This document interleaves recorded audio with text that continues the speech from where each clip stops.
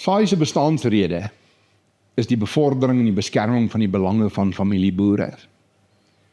Ons werk vir daardie gesinne wat hulle self assosieer met 'n naam op 'n hekpaal. Gewoonlik is daar 2 name, 'n plaasnaam en 'n familienaam. Ons wil dit beskerm.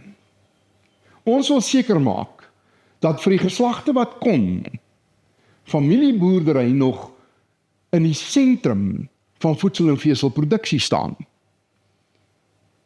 Ons missie is om te verseker dat landbou nie algaande verkorporatiseer nie. Dat dit nie groot maatskappye is wat uiteindelik die landelike gebiede beset en alleen verantwoordelik is vir voedselproduksie nie. Dit gebeur in groot dele van die VSA, die ooste van Australië, Suidoos-Asië, Oos-Europa.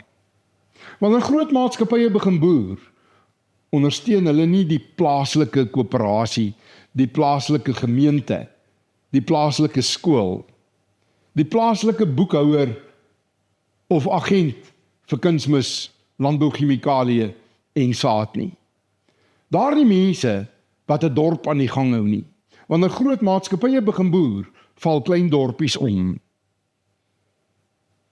In SAI is ons kruistog die instandhouding en die uitbouing van die platteland, van klein dorpies, terwille van daardie boere vir wie dit die naaste dorp is.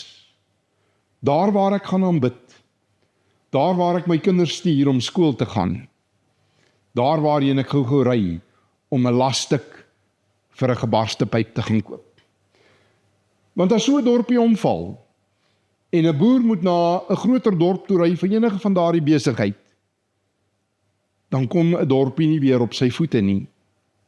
Daar waar ek boer, in die Letaba distrik, is dit al 'n slagveld van klein dorpies wat omgeval het. Trigarsdal, Gravelot, Moketsi, Duivelskloof. Ons het hulp nodig. Sluit by ons aan, as jy iewers in jou familie se geheue 'n klein dorpie het, die plek waar jy vandaan kom.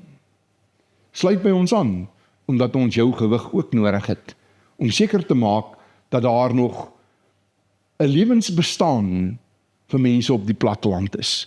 Klik op die skakel hieronder en word vandag nog 'n lid.